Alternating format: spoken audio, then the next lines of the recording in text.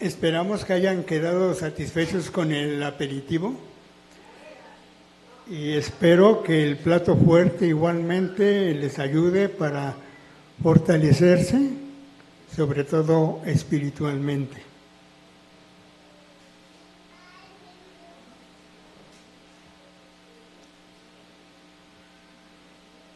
Y como todos saben, hoy es el aniversario número 21 de nuestra iglesia Sendero de Vida 1,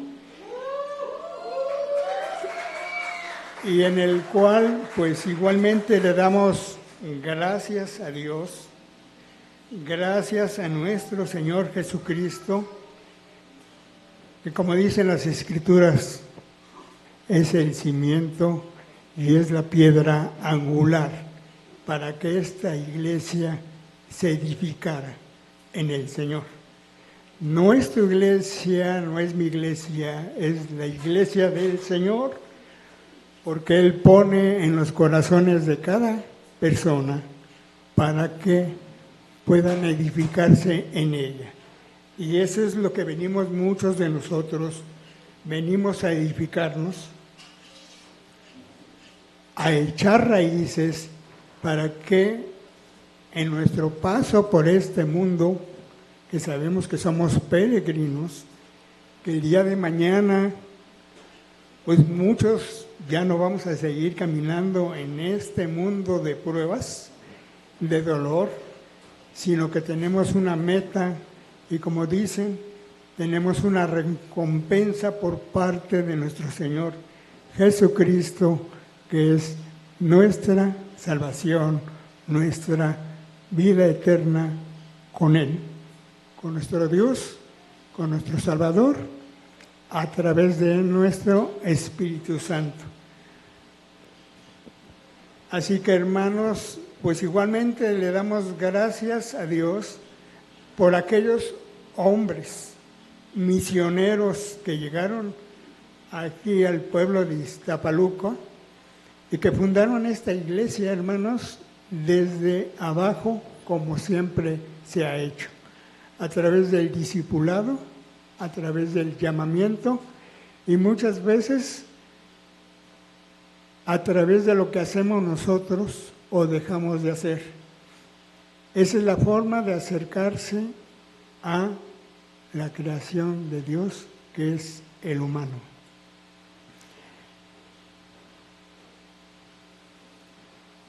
Por eso la honra y la gloria para Dios, pero también creo que podemos agradecer a los que también fundaron esta iglesia,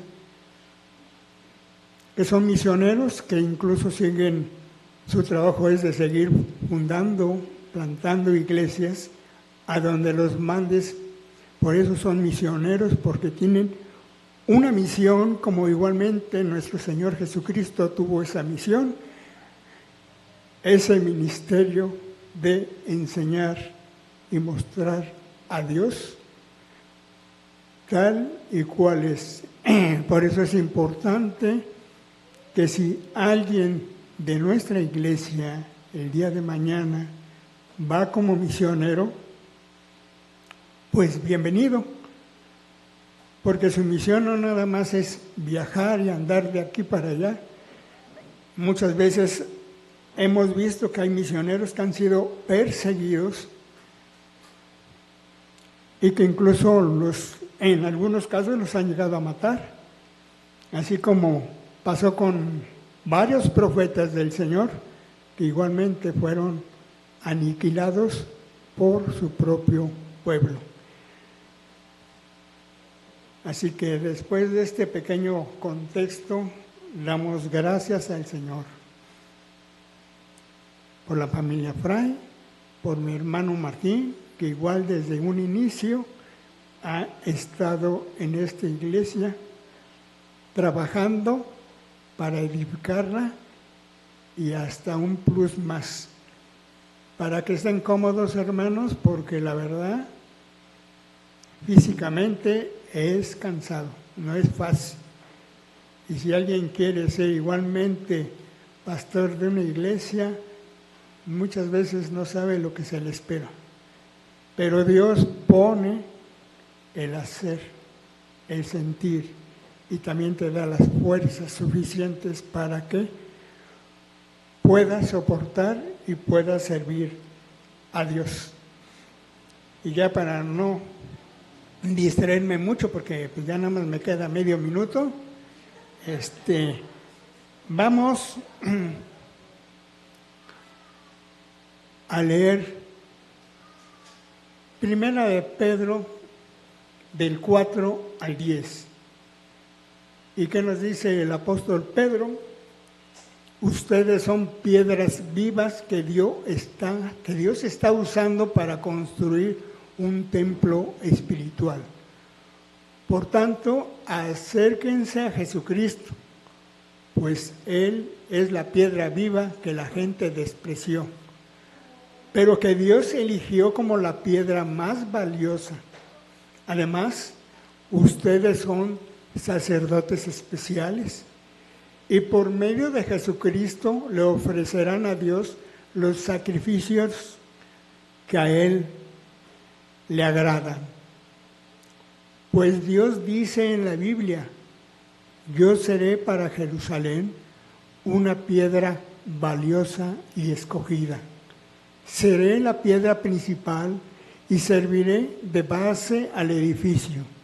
El que confíe en mí jamás será engañado. Ustedes creen en Dios y por eso consideran que esa piedra es muy valiosa. Pero los que no creen, les sucede lo que dice la Biblia: la piedra que rechazaron los constructores del templo es ahora la piedra principal. También esta es la piedra por la que muchos caerán, muchos tropezarán en esta roca. Eso es lo que se merecen, tropezarán por no aceptar el mensaje de Jesucristo.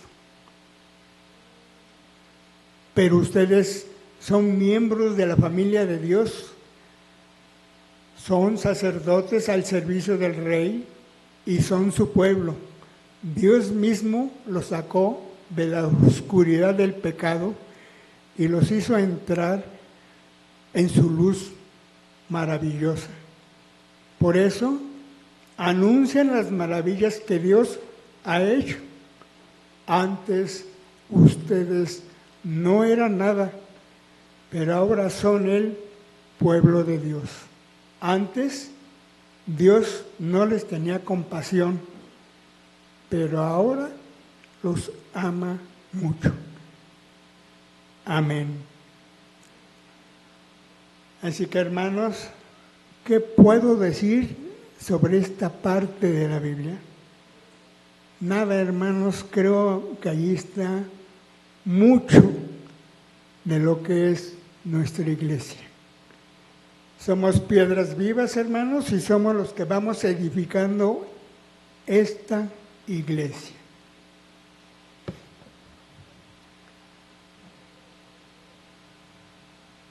El fundamento absoluto de la iglesia es Jesucristo. Jesucristo mismo, quien actúa como la piedra angular.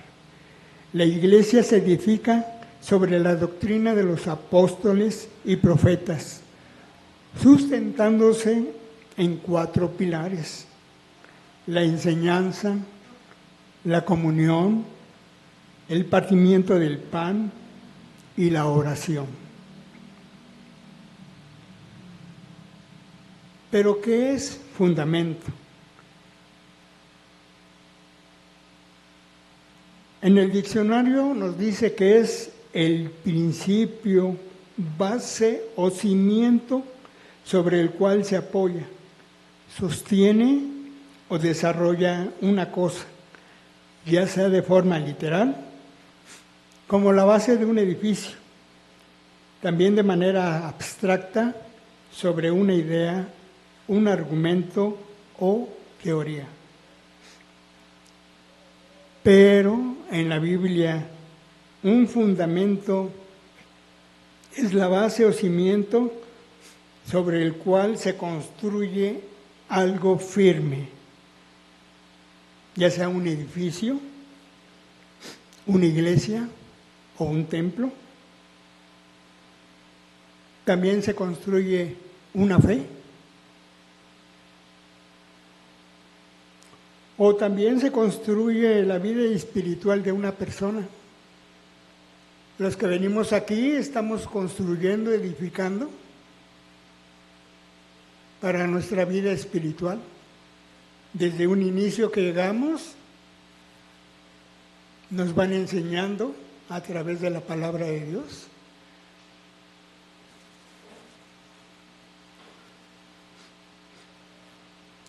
El fundamento espiritual y teológico representa las verdades absolutas, los principios y la autoridad inalterable de Dios.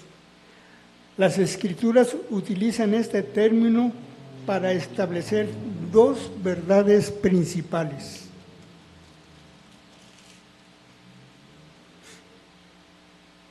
Número 1, Jesucristo es la roca. Todo creyente debe edificar su vida sobre la persona del Señor y sus enseñanzas para resistir las adversidades de este mundo. Las pruebas que muchas veces se presentan y que la verdad muchos no soportan porque no tienen al Señor, porque no tienen el Espíritu Santo. Las enseñanzas de los apóstoles y profetas, porque en las Escrituras señalan que la iglesia está edificada sobre este cimiento, teniendo a Jesucristo como la principal piedra del ángulo. La metáfora del cimiento sirve para explicar que una vida sin raíces espirituales colapsa o se cae ante la prueba o la crisis. Porque el propósito de un fundamento sólido, basado en la palabra de Dios, nos otorga estabilidad y dirección. El apóstol Pablo, en su carta a los Éfesos, utiliza esta analogía de la construcción para enfatizar el poder de la unidad disponible para la iglesia al tener a Cristo como la principal piedra angular y a los apóstoles y profetas como fundamento. Efesios 2, 19, 22. Por lo tanto, ustedes ya no son extraños ni extranjeros, sino conciudadanos de los santos y miembros de la familia de Dios, edificados sobre el fundamento de los apóstoles y los profetas, siendo Cristo Jesús la piedra angular. En él, todo el edificio bien armado se va levantando para llegar a ser un templo santo en el Señor. En él también ustedes son edificados juntamente para ser morada de Dios por su Espíritu.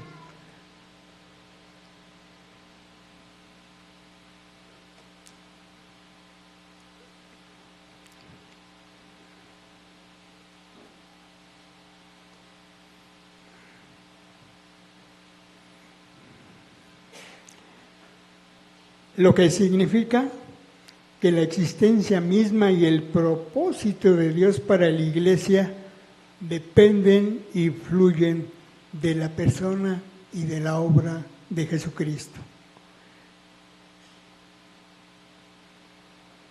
Porque la iglesia tiene su origen en los propósitos eternos de Dios, con sus raíces en Israel, y se basa en la obra salvadora de Cristo. Su inauguración por el Espíritu Santo, su vida desde la unión con Cristo y su fin como la gloria de Dios. La iglesia también es el escaparate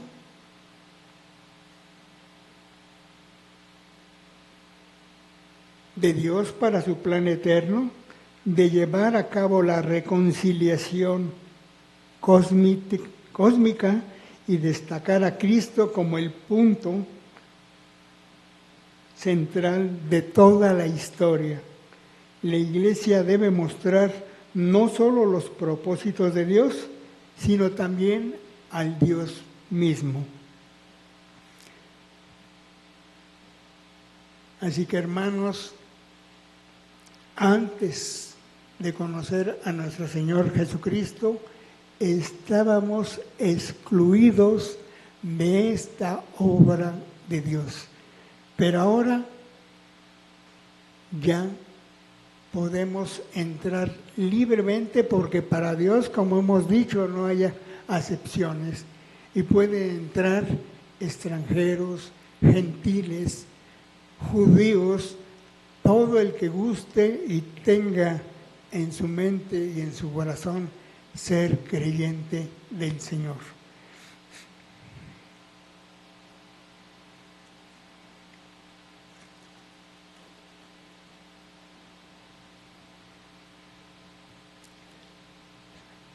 Solo hay un Dios y un Evangelio, y la dinámica de la Iglesia busca reflejar esta realidad.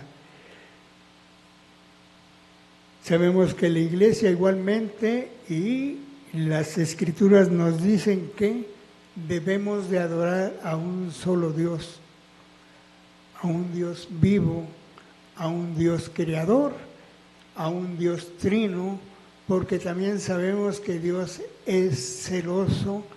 Por eso se nos pide que no tengamos imágenes, esculturas, todo hecho por mano de hombre.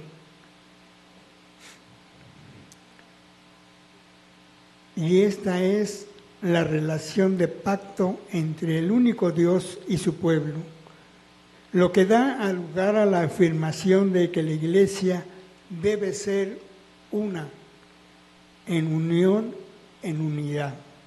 Su unidad no depende de su ubicación cultural, del idioma,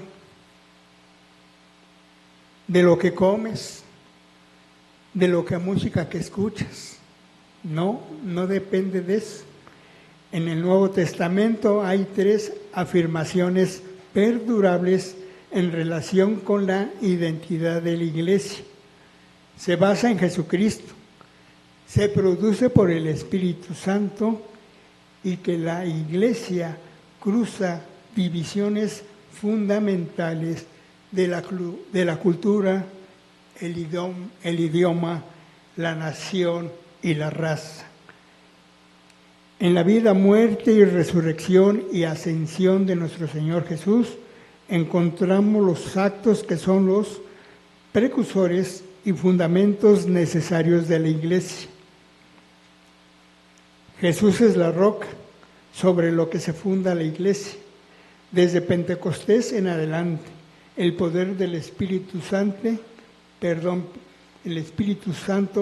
mediante el cual se proclama el Evangelio.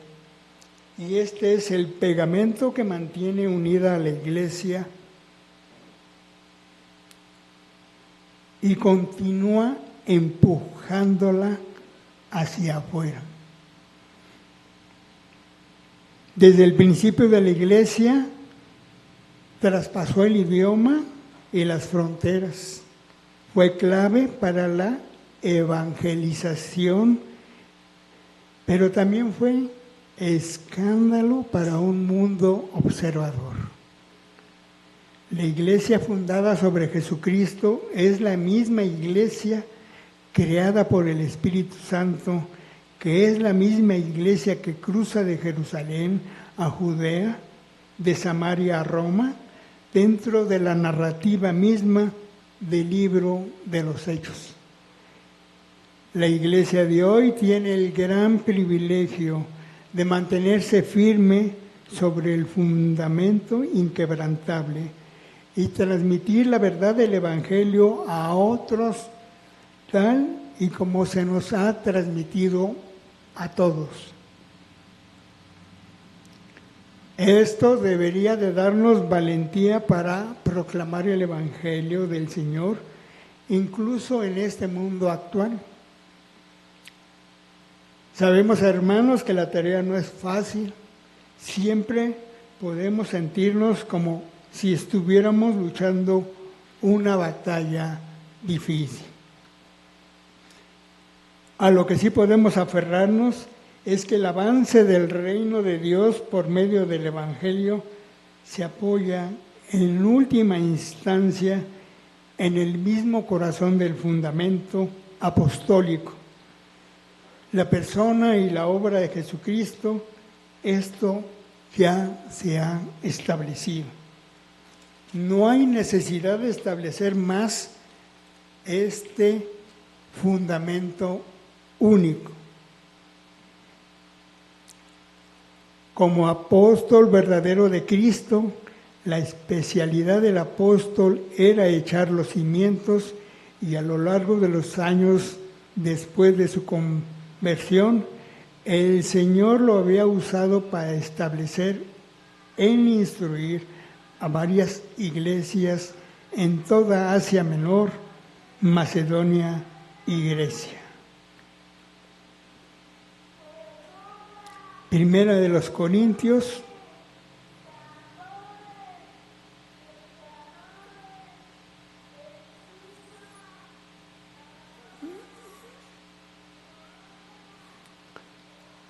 ahorita regreso, hermanos, voy a buscar a Primera de los Corintios.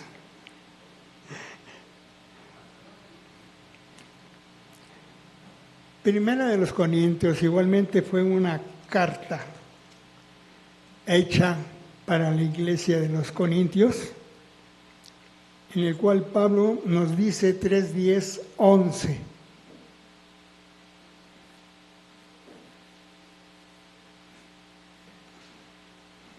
Dice: según la gracia que Dios me ha dado, yo, como maestro constructor, eché los cimientos, y otro construye sobre ellos. Pero cada uno tenga cuidado de cómo construye, porque nadie puede poner un fundamento diferente del que ya está puesto, que es Jesucristo el Señor. Pablo sabía por qué había sido enviado por el Señor a Corintio, para construir el fundamento en esa iglesia. Y eso fue lo que hizo cuidadosamente y hábilmente, porque contaba con el motivo correcto, el mensaje correcto y el poder correcto de Dios.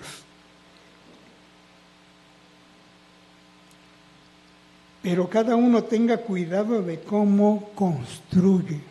Esta es una advertencia, es una frase, es la misma verdad que se aplica a todos nosotros hoy en día y se refiere principalmente, pero no se limita, a los evangelistas, a los pastores y a los maestros que continúan edificando, y también a todos los creyentes del Señor, ya que enseñamos el Evangelio mediante lo que decimos y hacemos.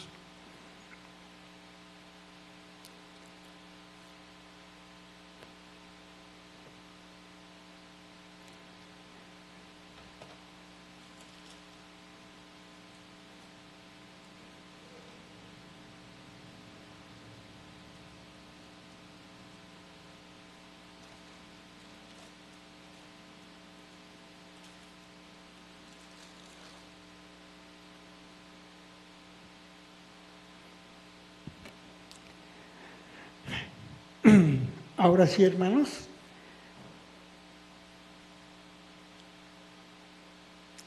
¿Quiénes son los apóstoles y qué los hace importantes como para ser considerados el fundamento de la iglesia? El término apóstol hace referencia a un embajador. En el Nuevo Testamento este término se refiere principalmente a los hombres que fueron escogidos y comisionados por el Señor Jesucristo para representarlo ante el mundo y ser sus portavoces del Evangelio. Por lo tanto, la cercanía estrecha con el Señor en su ministerio terrenal y ser testigos presenciales de su resurrección era un requisito para el oficio. Hoy, hermanos, no hay apóstoles, somos embajadores. Ya los apóstoles ya quedaron atrás. Ya el que se dice apóstol, pues no puede ser apóstol porque nunca estuvo con el Señor. Y ese requisito era indispensable. Y esto lo vemos en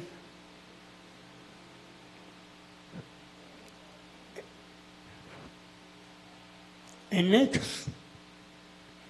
Por lo tanto, es preciso que se una a nosotros un testigo de la resurrección, uno de los que nos acompañaban todo el tiempo que el Señor Jesús vivió entre nosotros, desde que Juan bautizaba hasta el día en que Jesús fue llevado de entre nosotros. Así, Matías fue necesario para sustituir a Judas.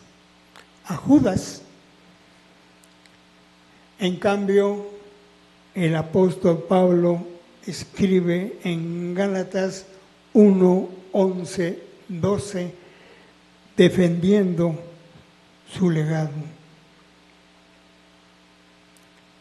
Quiero que sepan, hermanos, que el evangelio que yo predico no es invención humana. No lo recibí ni lo aprendí de ningún ser humano, sino que me llegó por revelación de Jesucristo.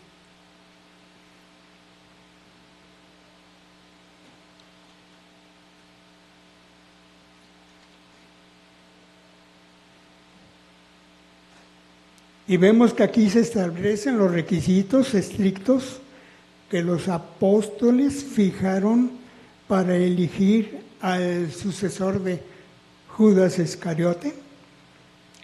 Aunque Judas falló, la misión de la iglesia no se detuvo y la decisión final entre Barsabás y Matías quedó en manos de Dios mediante la oración y la suerte.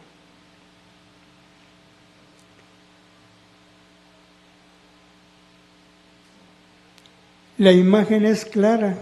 El Señor Jesucristo, el constructor de la iglesia, funda su iglesia sobre los apóstoles, y esto es precisamente lo que Pablo afirma, que la iglesia está edificada sobre el fundamento de los apóstoles y profetas, siendo Cristo Jesús mismo la piedra angular.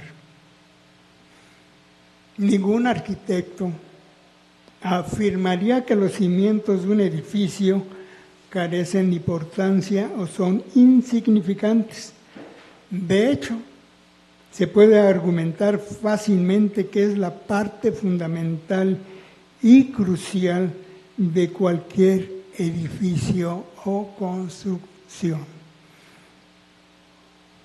La misma Biblia nos dice que un hombre construyó sobre la arena y su casa se cayó.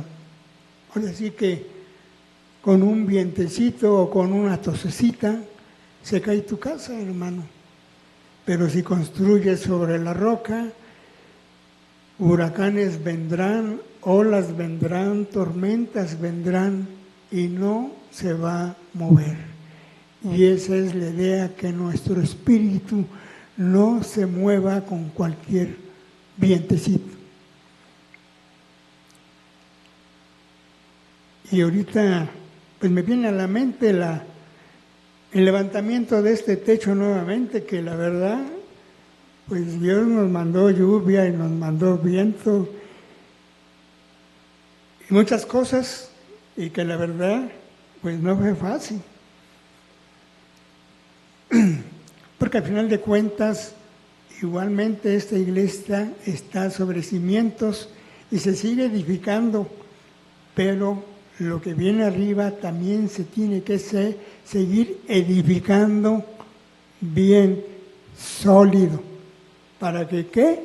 Sea una iglesia bien fortalecida, bien sólida, bien constituida, pero siempre bajo la mirada de Dios, y eso es el fin de nuestra iglesia.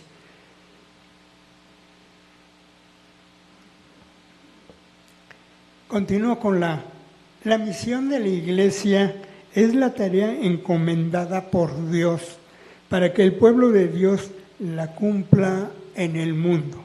En términos más simples, la misión de la iglesia es la Gran Comisión. Es una declaración clara e inequívoca de la misión de la iglesia en el mundo.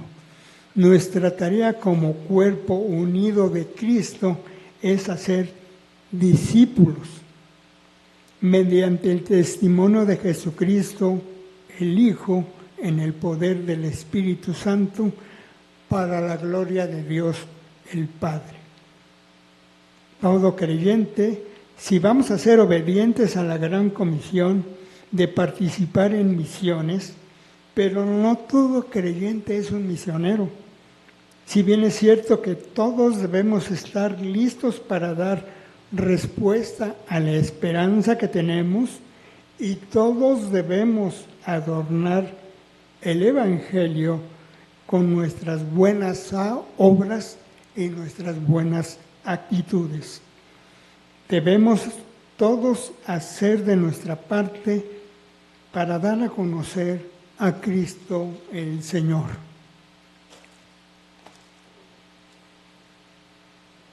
Debemos reservar el término misionero para aquellos que son enviados intencionalmente de un lugar a otro. Estrictamente hablando, la iglesia no es enviada, sino que envía obreros de entre ella. Nuestra identidad fundamental como iglesia no es como aquellos que son enviados al mundo con una misión, sino como aquellos que son llamados de las tinieblas a su luz admirable. Vemos una y otra vez en los viajes misioneros de Pablo, nuevamente en sus cartas, que la obra central a la que fue llamado fue la proclamación verbal de Jesucristo como Salvador y Señor. Dios había abierto una puerta de fe a los gentiles. Su objetivo como misionero era la conversión de judíos y paganos, la transformación de sus corazones y mentes y la incorporación de estos nuevos creyentes en una iglesia madura y debidamente constituida.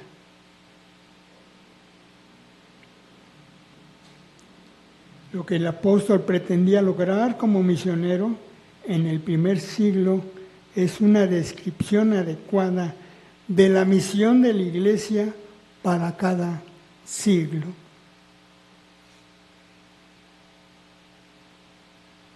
Y ahora vamos a ver rápidamente varias descripciones de la iglesia. No me tardo ni media hora, hermanos, porque sabemos que es mucho trabajo y son muchas descripciones. Número 1, la iglesia es la comunidad del Señor Jesucristo, del nuevo pacto, arraigada en Israel, construida por el Señor e inaugurada por el Espíritu Santo.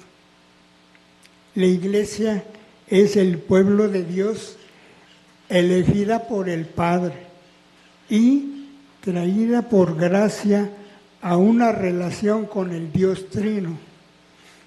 La Iglesia es la comunión redimida de los santos, comprada por la sangre de Cristo, que incorpora a todos los creyentes de todas las edades, los de la tierra y los que están en el cielo. La Iglesia es la familia adoptiva de Dios, aunque sus miembros fueran esclavos del pecado, fueron traídos a una relación de afecto con Dios como Padre y entre sí como hermanos en Cristo.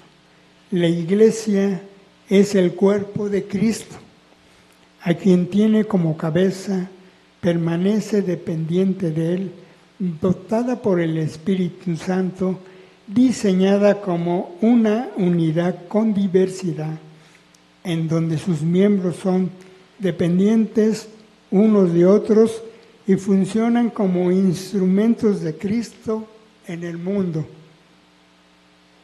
La Iglesia es la novia de Cristo, el Señor, particularmente amada por Él, salvada por su obra de sacrificio en la cruz, devota exclusivamente a Él y cada vez más adornada de belleza para Él. ¿Por qué?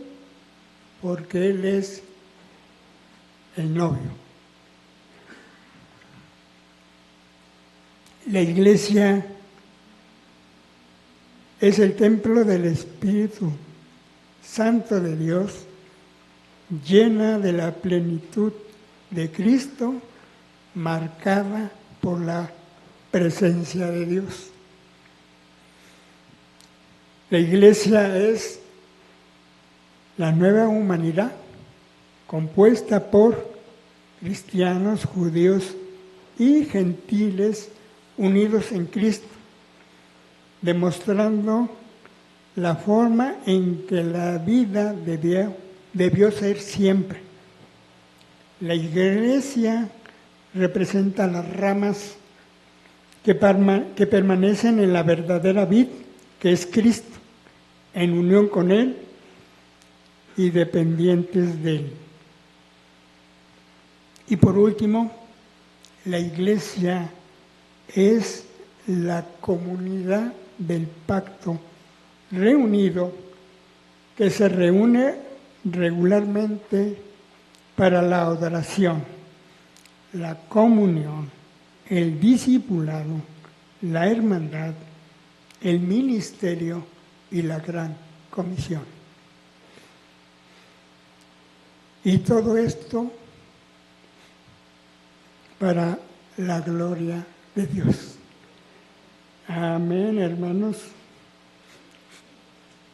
Y culmino con esta última lectura que nos dice Mateo 28, 18, a toda la iglesia y a todos los creyentes. Jesús se acercó entonces a ellos y les dijo: se me ha dado toda autoridad en el cielo y en la tierra. Por tanto, vayan y hagan discípulos de todas las naciones, bautizándolos en el nombre del Padre y del Hijo y del Espíritu Santo, enseñándoles a obedecer todo lo que les he mandado a ustedes, y les aseguro que estaré con ustedes siempre hasta el fin del mundo. Amén. Y esa es nuestra misión, hermanos, como iglesia, como piedras vivas que vamos edificando este edificio sobre sobre nuestro Señor Jesucristo, como dicen que es la roca, la piedra angular, sobre el fundamento de los apóstoles y los profetas, y igualmente sobre nuestra fe, hermanos. Si no hay fe, no podemos construir. Si no le tienes fe a Dios, no vas a poder construir. Es más, ni poner un ladrillito, hermano. Cualquiera te lo va a patear y te lo quita. Así que, hermanos, pues voy a orar. Dios Padre bendito, pues nuevamente te damos gracias, Señor, porque igual tú nos permites seguir construyendo, tú nos permites seguir enseñando tu palabra, el Evangelio de nuestro Señor Jesucristo, en la cual todos en unión, como iglesia, como cuerpos del Señor Jesucristo, pues nos mandas a que hagamos discípulos, pero no discípulos de medio tiempo, sino discípulos de tiempo completo. ¿Y por qué no? Discípulos eternos, Señor. Para que igual enseñen tu palabra, enseñen la palabra de Dios y vean cuán bueno, cuán agradable, misericordioso y amoroso es el Señor. Y pues, gracias, Señor, por permitirme dar este mensaje, este alimento sólido para nuestro espíritu, para nuestra alma y para nuestra vida. Gracias nuevamente, en el nombre bendito de nuestro Señor Jesucristo. Amén. Y pues